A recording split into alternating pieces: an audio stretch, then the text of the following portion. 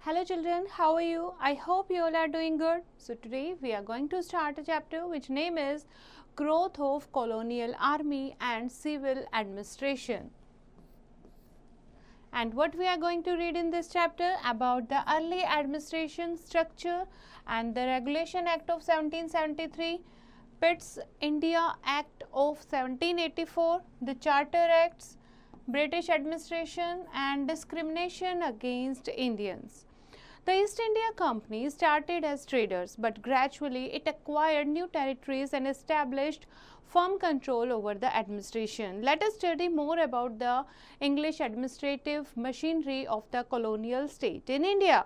In previous chapter, we have read about कैसे English East India Company as a trader India में आई थी, कैसे वो इंडिया के मास्टर्स बन गए और कैसे हर जगह उन्होंने अपना रूल जो है वो इस्टेब्लिश कर लिया, किस तरीके से उन्होंने रूल किया वो हम इस चैप्टर में डिस्कस करेंगे. First, we will discuss about early administrative structure. The British conquest of India was completed by 1856. 1856 तक पूरा इंडिया जो है वो ब्रिटिशर्स के अंडर आ गया था. However, the main intentions of the East India Company were merely profit oriented. अभी भी ईस्ट इंडिया कंपनी का एक ही मोटिव था कि प्रॉफिट कमाना है ज़्यादा से ज़्यादा. They were not concerned for the people of this country as the welfare of the people of the country was not their priority. कभी भी इस कंट्री में रहने वाले लोगों के बारे में उन्होंने नहीं सोचा. ठीक है. Now, due to the gross misuse of power by the company officials and the failure of dual government in Bengal, the British Parliament enacted various acts from time to time which laid the foundation of the colonial administrative machinery. और dual government ख़त्म होने के बाद company official अपना misuse कर रहे थे powers का, तो इस तरीके से ब्रिटिश ईस्ट इंडिया कंपनी ने बहुत सारी पॉलिसी जो है, एक्ट जो है वो इंट्रोड्यूस किए टाइम टू टाइम, और यही बेस बनते हैं कॉलोनियल एडमिनिस्ट्रेटिव मशीनरी का. First act is the regulation act of 1773. इस एक्ट के अंडर क्या है? The following steps to curb the power of the company. First is the presidency of Bengal was to be governed by a governor general and a council consisting of 4 councillors. कि बंगाल जो है उसको presidency of Bengal जो है वो एक governor general जो है वो गवर्न करेगा और उसके साथ एक काउंसिल ऑफ मिनिस्टर्स होगी जिसमें 4 काउंसिलर्स होंगे. There was to be a Supreme Court consisting of a Chief Justice and 3 other judges at Fort William with jurisdiction over all British subjects residing in Bengal. Bengal में एक supreme court बनाया जाएगा जिसमें chief justice होंगे और 3 other जजेस होंगे जो वहाँ पर जो भी बंगाल के सब्जेक्ट्स हैं वहाँ रहने वाले हैं उनका फैसला करेंगे.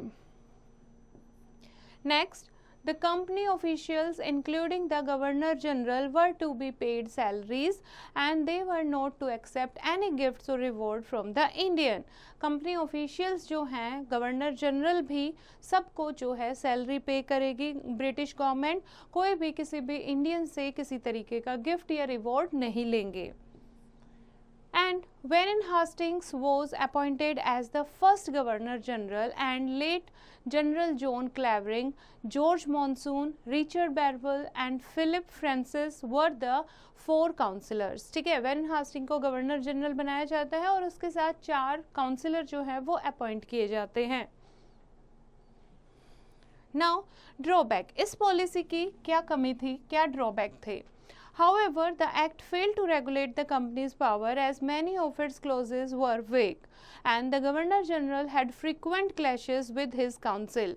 अब जो गवर्नर जनरल था उसके साथ 4 काउंसिलर्स थे, उनके साथ जो है गवर्नर जनरल के काफ़ी क्लैशेस रहते थे. The governors of Bombay and Madras were reluctant to accept the sovereignty of the Governor General of Bengal. और दूसरा जो गवर्नर थे बॉम्बे और मद्रास के, वो बंगाल गवर्नर जनरल की सुप्रीमेसी सुजनिटी मानने से मना कर देते हैं. More the supreme court was not clearly informed whether to follow Indian or the British laws. Supreme court को भी क्लियर ये नहीं बताया जाता कि चीफ जस्टिस जो हैं वहाँ पर उनको इंडियन लॉज फॉलो करने हैं या ब्रिटिश लॉज फॉलो करने हैं, तो ये एक्ट जो है ये फेल हो जाता है.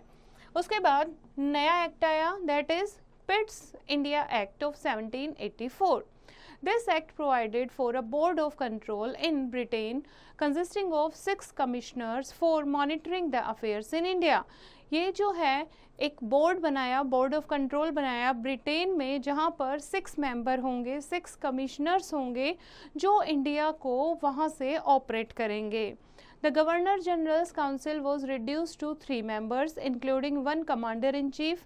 The Governor General was given total control over the other 2 presidency of Bombay and Madras. However, the company retained its monopoly of trade. Pitt's India Act laid the foundation of British administration in India. According to the terms of the Act, all further conquest of territories in India were to be stopped. कि और conquest जो हैं territories of India उनको stop किया जाए. But the British did not adhere to it strictly. लेकिन Britishers ने इस act को नहीं माना. They resorted to fresh conquest to find newer sources of raw material and fresh markets for their goods.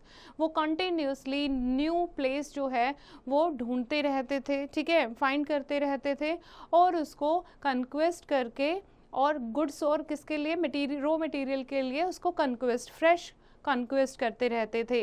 But on the whole Pitt's act served its purpose. It laid a solid foundation for British rule in India. Pitt's act was in force for almost 100 years till 1857. Pitt's act फिर भी successful रहा जो 100 साल तक रहा, till 1857. उसके बाद next है the charter acts. The Royal Charter was the main source of the company's right to trade with the countries of East Asia, particularly India. And the charter was renewed after every 20 years. These charters impose many types of restrictions on the work of the company. इस charter ने बहुत सारी restrictions लगाई company पर, East India Company पर. In 1813, the Charter Act was passed in the British Parliament, renewing the charter of the EEIC. And that is English East India Company. Okay. Owing to opposition with Britain itself, the act terminated the monopoly of the company in India and opened up the country to investment from private bodies. कि जो east India company है वो अपनी monopoly ख़त्म करे और country जो है उसमें दूसरे जो है प्राइवेट बॉडीज़ जो हैं वो इन्वेस्ट कर सकें. The act of 1833 ended the EEIC's tea trade with China. In addition the governor general in council also included a law member. और इसमें जो टी ट्रेड था चाइना के साथ वो भी इस एक्ट के थ्रू बंद हो जाता है. And the governor general became the effective ruler of the companies territories in India. Now, British administration that was based on major 4 pillars, that is civil services, army, police and judiciary. First we will discuss about civil services. Civil services जो है वो found की थी Lord Cornwallis ने. Lord Cornwallis is justly regarded as the founder for the British civil services in India. He induced the directors to pay handsome salaries to the company officials. In course of time, a system of open competition for recruitment, which came to be known as Indian Civil Service (ICS), was introduced. But Indians were mostly debarred from this service. लेकिन Indian जो है वो इसमें शामिल नहीं थे.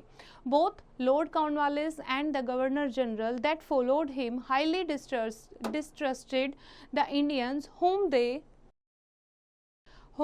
regarded as inferior and incapable of holding post of responsibility. ठीक है, बोथ लॉर्ड कॉर्नवालिस और गवर्नर जनरल दोनों ही ये समझते थे जो इंडियन जो है वो काफ़ी इन्फीरियर हैं, काफ़ी लो स्टैंडर्ड है और वो सिविल सर्विसेज को पास भी नहीं कर पाएंगे. Again very few Indians could compete for these post as the examination were held only in England. और दूसरा क्या था, एग्ज़ाम जो है ये ICS का ये इंग्लैंड में होता था, तो बहुत सारे इंडियन जो हैं वो इंग्लैंड जाकर एग्ज़ाम नहीं दे पाते थे. From the administrative point of view, British India was divided into districts. In each district, there was a collector to collect revenue, a magistrate to maintain law and order, and a judge to administer justice. और हर एक country को अलग अलग district में divide किया गया था. District में एक कलेक्टर होता था जो रेवेन्यू कलेक्ट करता था, एक मजिस्ट्रेट होता था जो लॉ को मेंटेन करता था और एक जज होता था जो जस्टिस प्रोवाइड करता था. Fine, this you have to know. Indians were not allowed to enter the civil services. In fact, in 1793, a rule was made that no Indian would be eligible for post carrying $500 और above as salary. तो इतना Indian को discriminate किया जाता था। Civil services के बाद हम बात करते हैं नेक्स्ट पिलर की, दैट इज आर्मी। ब्रिटिशर्स की जो आर्मी थी वो काफ़ी वेल ट्रेन्ड और डिसिप्लिन थी। They were also paid regular salary. Most of the sepoys were recruited from Uttar Pradesh, Bihar and Jharkhand. They were very conscious of their caste and religion. Mughal emperors and nawabs used to recruit soldiers from farming families. British also followed the same policy. जैसे Mughal emperor जो है वो farming families से जो soldiers थे वो recruit करते थे, तो ब्रिटिशर्स ने भी ऐसे ही किया। This was the period when gunpowder and gun started to replace bows and arrows. और अब बोज और एरोज की जगह बैटल्स जो हैं वो गन के साथ होती थी। The new technology of warfare necessitated changes in the way army was maintained or trained, as infantry regime was the need of the period. British started training Indian recruits for better discipline and for more rigorous practice. Next is police. Maintenance of law and order persuaded the British to employ a regular police force. Law and order maintain करने के लिए Britishers को need हुई police की। It was again Lord Cornwallis who organized a regular police force. और किसने organise की? ये भी लॉर्ड कॉर्नवालिस ने, जिसने सिविल सर्विसेज इंट्रोड्यूस की थी। The main function of the police was to maintain law and order and assist the district magistrate in carrying out his duties. In 1791 a superintendent of police for Calcutta was appointed and the cities were placed under the charge of kotwals. The districts were organized into thanas. थानाज में दरोगा होते थे, village और cities में चौकीदार और कोतवाल होते थे। तो इस तरीके से लॉ एंड ऑर्डर को मेंटेन किया जाता था रूरल और अर्बन एरियाज में।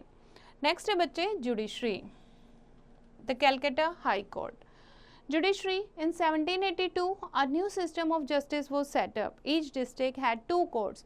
Criminal court जिसको फौजदार कहते थे, civil court जिसको दीवानी कहते थे. While the civil courts were presided over by the company's collectors, the criminal courts were left in the hands of the natives. The work of interpreting Indian laws was left in the hands of Indian Maulvis and Pandits. The criminal court was still under a Qazi and Mufti, but under the supervision of collector. To further this cause, the Supreme Court was established in 1773, and later on in 1833, the Indian Law Commission codified the Indian system of law. It gave the Indian people a sense of security, as justice was now no longer dispensed by the arbitrary whims of the judging authority. The codification of laws established in India known as the rule of law, जिसमें ensure किया गया कि every citizen of India, irrespective of caste or creed, will be treated with equality. Next is discrimination against Indians. अब law में ये कहा गया कि every citizen of India is equal before law, लेकिन क्या ऐसा हुआ? नो, इंडियंस को काफ़ी डिस्क्रिमिनेशन जो हैं वो सहनी पड़ी। A feature of the colonial administrative structure that was very noticeable and common was the absence of Indians from responsible offices. They were employed only in the subordinate positions such as daroga, चौकीदार and सिपाही। ठीक है, कोई भी higher rank जो है वो Indian को नहीं दिया जाता था। The only reason for this discrimination was the attitude of the British. They were convinced that an administration based on British ideas, institutions and practices could be firmly established only by Englishmen. उनकी ऐसी सोच थी कि जहाँ पर सारी चीज़ें Britishers की फॉलो हो रही हैं, वहाँ पर इंग्लिश मैन जो है वही अच्छा लीडर जो है, हाई रैंक ऑफिसर जो है वो बन सकता है। The people of the country themselves had a very small role to play in the system of administration. Indian citizen का तो कोई रोल ही नहीं था एडमिनिस्ट्रेशन में। This injustice done by the British along with economic exploitation brought people together to fight against the British in a prolonged struggle for independence. Now revise the chapter. To govern the large territory of India, the British set up an administration headed by the Governor General of India. The Regulating Act of 1773 suggested many steps to curb the powers of the company. And Pitt's India Act of 1784 provided for a board of control in Britain consisting of 6 commissions for monitoring the affairs in India. The 4 pillars of British administration were the civil service, army, police and judiciary. Lord Cornwallis organized the civil service and police in India. In each of these, the Indian occupied subordinate positions while the British held all the important positions. And this is the chapter, bachche. I hope you have understood the chapter. You have to read it once again and do the practice of exercise yourself.